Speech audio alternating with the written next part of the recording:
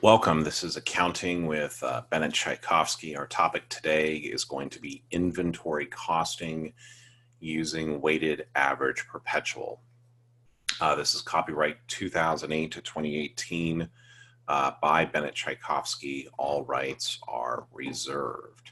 So we're gonna have some fun, because this is by far, with the exception of dollar value LIFO, one of the more challenging ways to do inventory costing.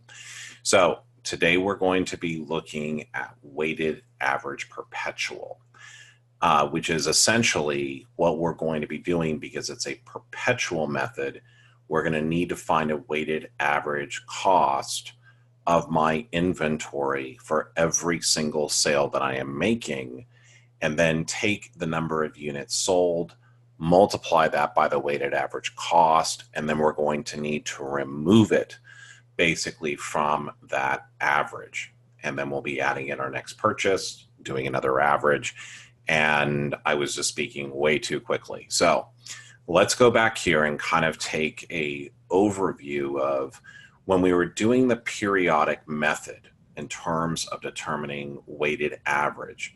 What we were doing is we were trying to figure out what is the total average cost of our overall inventory. And what we did was we took 68,500, we divided this by the units available for sale, and we came up with a weighted average cost of $2.63 per unit. We then took this amount, multiplied it by the 16,000 units sold to come up with our cost of goods sold, and then the remaining amount was going into our ending inventory. So we're going to be kind of somewhat doing the same thing, except that we're going to have to go through and kind of compute this every single time. Now, as we went through and we're doing the other methods, what we saw, as I was going through and doing the other methods, say for LIFO, as you can remember, what we had to go through and do is right here, we had to basically subtract those units that we sold from our inventory amounts. So once we take these 7,000 units to cost of goods sold, we're going to need to remove this from our cost pool. So let's go ahead and start it up. So I'm doing a perpetual method. So what I'm trying to determine is going to be, so I need to figure out cost of goods sold. And let's make this nice and a little bit larger. So need to determine cost of goods sold. My sale date is 1/14. My units are going to be 7,000, and my weighted average cost per unit is, I don't know. We don't know what that's going to be yet, but we are going to go ahead and take that amount and multiply it here. Let's call this A1. We'll make it a little steak sauce. B1, A1 times B1 equals C1. And this will be giving us our cost of goods sold. So what we're trying to figure out is, what is this weighted average cost per unit? So we're going to first figure out, so this is going to be our pre-1/14 sale weighted average cost per unit. So what is this going to be? Well, the weighted average cost per unit is really going to be, what did we pay for that inventory? What was the value of that inventory on January 1st, 2020? And then what was the value of that purchase, or how much did we pay for that purchase on January 12th? What we're then going to do is we're going to divide this by the units from the beginning inventory of 10,000 plus the units from the purchase of 5,000. And that is going to give us a weighted average cost per unit. So we're going to have here 12,500 from January 1st, 2020. I'm then going to be adding in 10,000 from January 12th, 2020. And what I'm going to be doing is be dividing this by the units, or 10,000 units from 1/1/20 plus 5,000 units from 1/14/20. So that's sorry, my bad, 1/12/20. So here, when we do this, and hopefully I can cut, and we'll go ahead and we'll paste. So right here, I'm going to get 12,500 plus 10,000, or 22,500 divided by 15,000. And of course, this right here is going to be in the bottom part, at least right here, will be in units. So my cost per unit is going to be 22,500 divided by 15,000, or $1.50 per unit. So this is my weighted average cost per unit pre 1/14 sale. Okay, so my weighted average cost per unit prior to the sale on January 14th was $1.50. So what we're going to do is we're going to kind of move things around here, because life wouldn't be fun unless we did that. We came up with a weighted average cost per unit of $1.50, and I'll highlight that here in yellow so we can follow along. And when I'm looking here at the cost of goods sold,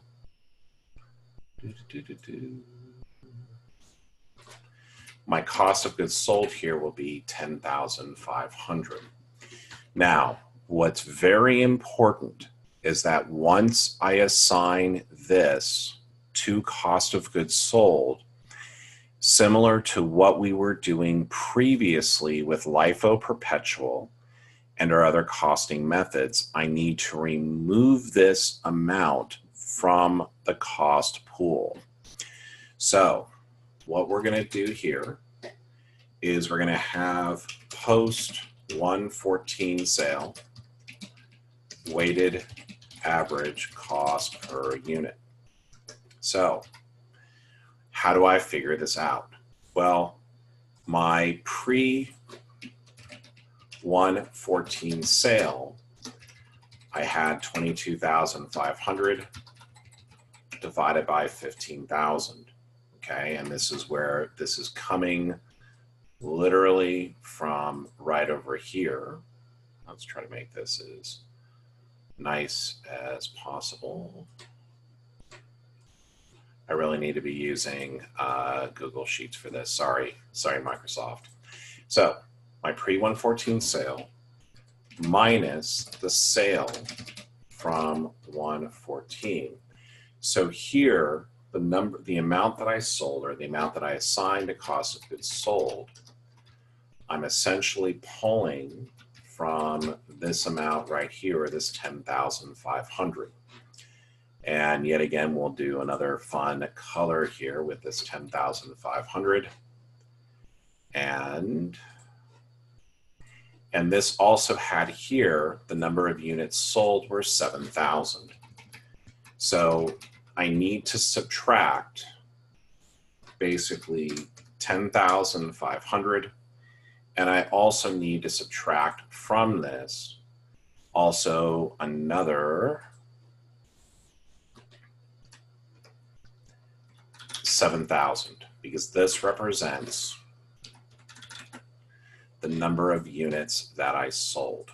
So my cost pool post January 14th sale is going to be 12,000 divided by 8,000. Now, if we want to kind of check to make sure that this was correct, what I can do really quickly is that, what should this number really be? Well, this really should be the same number that we came up with up here. So this number, after we take out this amount, the average cost per unit should be the same as that I calculated pre-sale. Okay, so I now come here to my next sale. So here on January 21st, I am selling 6,000 units, and I need to determine what is my weighted average cost per unit. That is what I'm trying to figure out here. And so we're going to do that right now. So similar to what we did here before, right? I need to figure out what is on my January pre-1/21 sale, what is my weighted average cost per unit? So what is that going to be? It's essentially going to be my cost pool post the January 14th sale. Okay, so again, this is after I went through and I removed that sale, what I had left in my inventory. And then what I need to do is, did I make any purchases? And so right here, between my last sale date and my current sale date, I made a purchase on January 17th. So what I need to do is I need to add this in to the cost pool.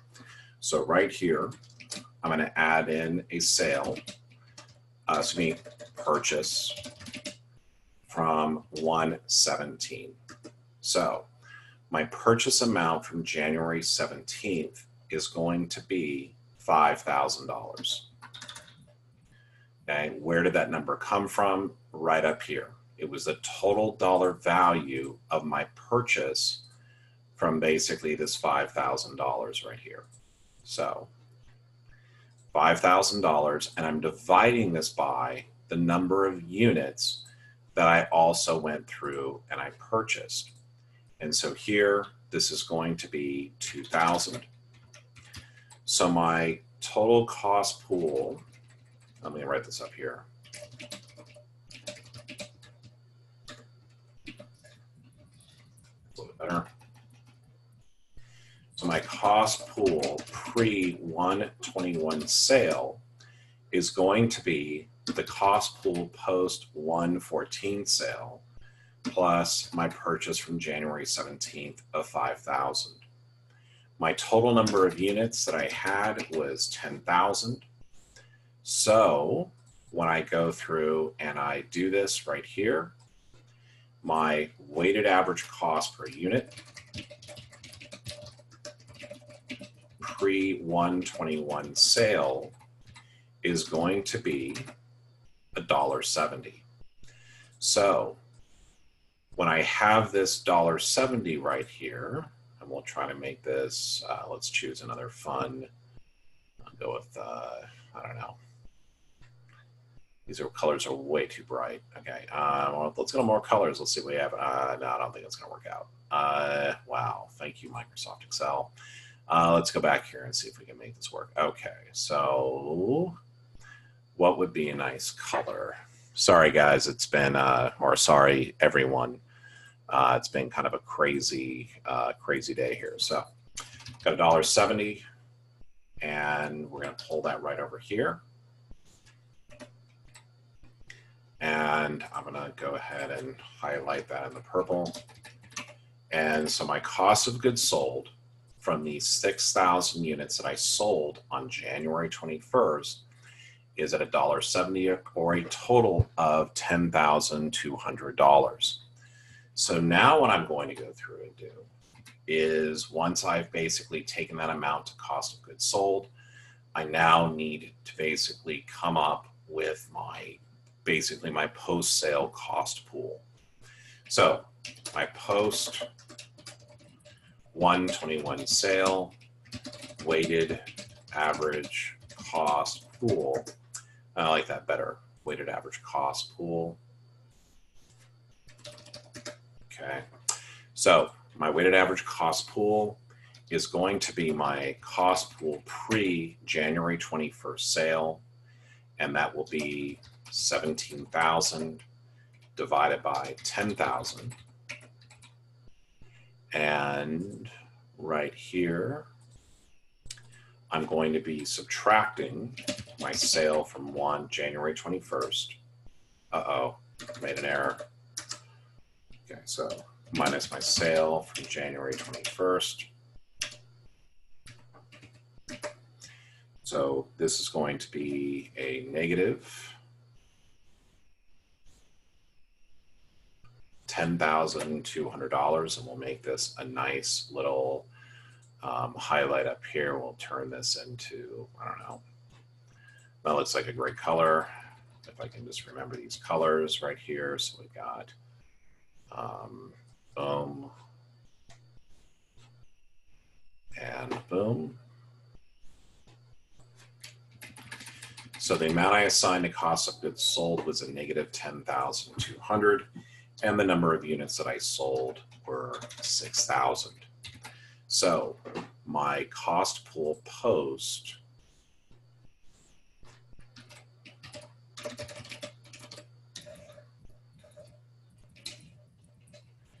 $121 sale is going to be 6,800 divided by 4,000. And so this is our cost pool, or what's remaining in our inventory after that sale from January 21st. So hopefully we're kind of getting the hang of this now. So I've got this done. Now what I need to do is go to my next sale date. My next sale date was January 27th. So my pre-1/27 sale, I'll move this down one, weighted average cost pool. What I'm going to be doing here is I've got my cost pool post 1/21 sale of 6,800 divided by 4,000. And I have to ask myself the question, since my sale on January 21st, have I made any other purchases? And that answer is yes. I made another purchase of $16,000. So I know that I have to come over here and take these on January 27th. I sold 3,000 units. Sorry guys for the bad Excel. Hopefully get better. So right over, by the way, if you're going to be taking Microsoft Excel, Irvine Valley College offers awesome instruction on that at a very, very friendly rate and with great instruction. And that's not me. So right over here, I've got basically 3,000 units being sold. So what I need to do is I need to basically take add those, excuse me, I need to add in, so let's take a step back. I sold 3,000 units on January 27th. So what I need to ask myself is, since my last sale, which was right here, have I purchased any items? And the answer is yes. On January 26th, I basically added in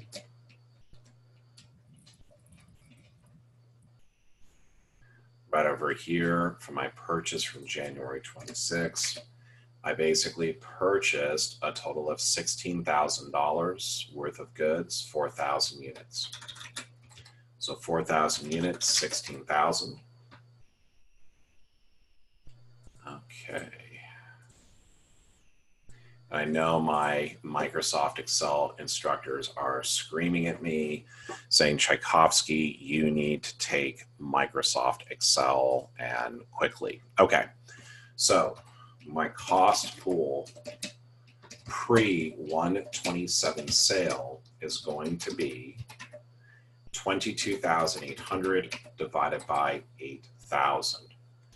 And when I go through and I basically divide these up, I get $2.85. So this is my weighted average cost per unit pre-127 sale. And let's find another color for this. There we go, $2.85.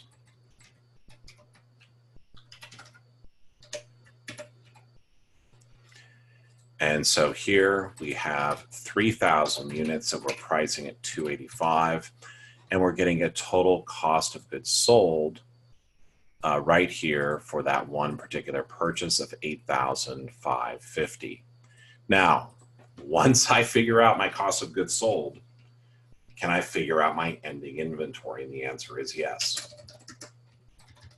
So my total cost of goods sold under weighted average perpetual, and remember, I'm always going to be taking, or at least for this problem, I'm going to be taking 16,000 units to cost of goods sold.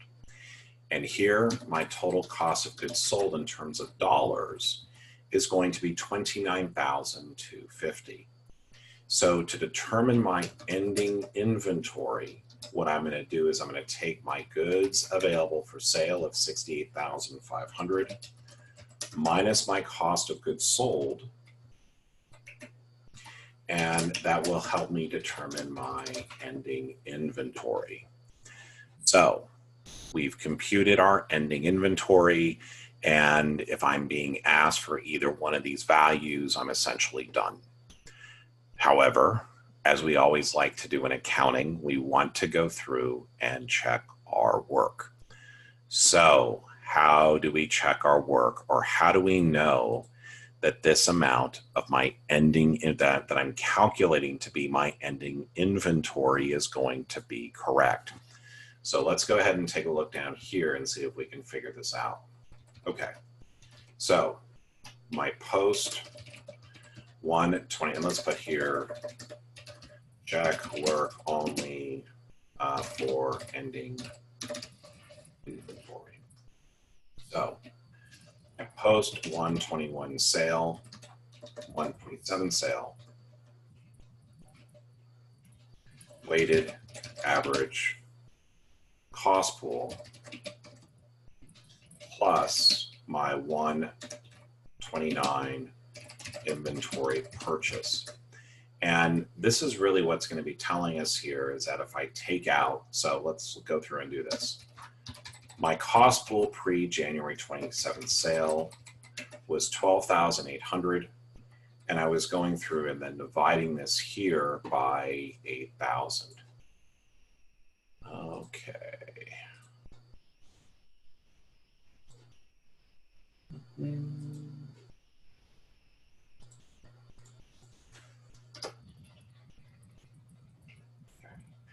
So I've got this 22,800 divided by 8,000 less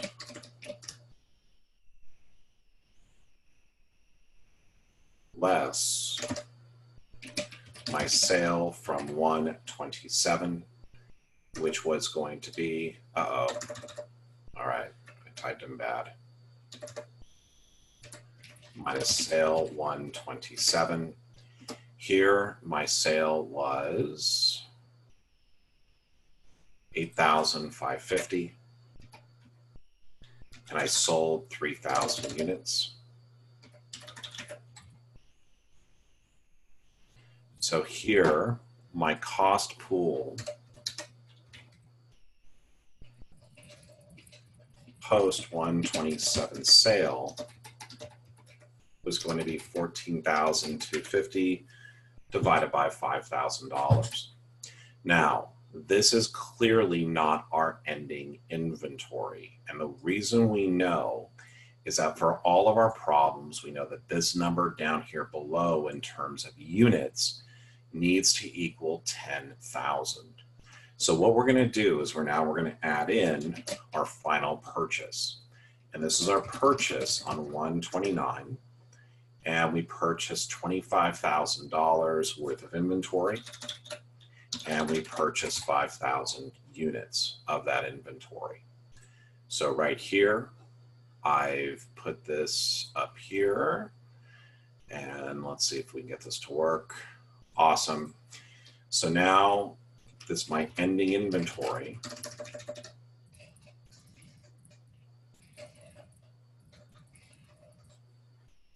is going to be 14,250 plus 25,000 divided by 5,000 plus 5,000, or that 10,000 units below.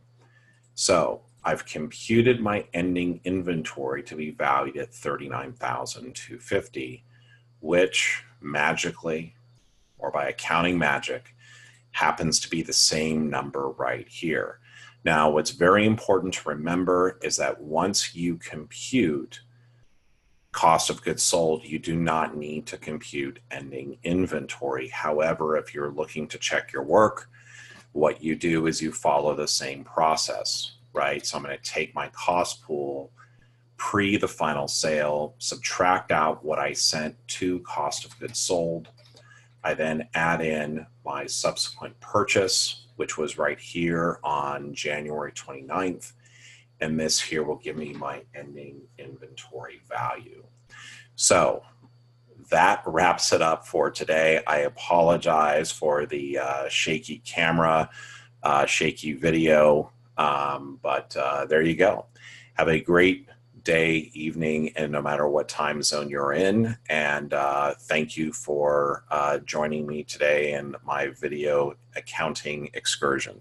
Thank you.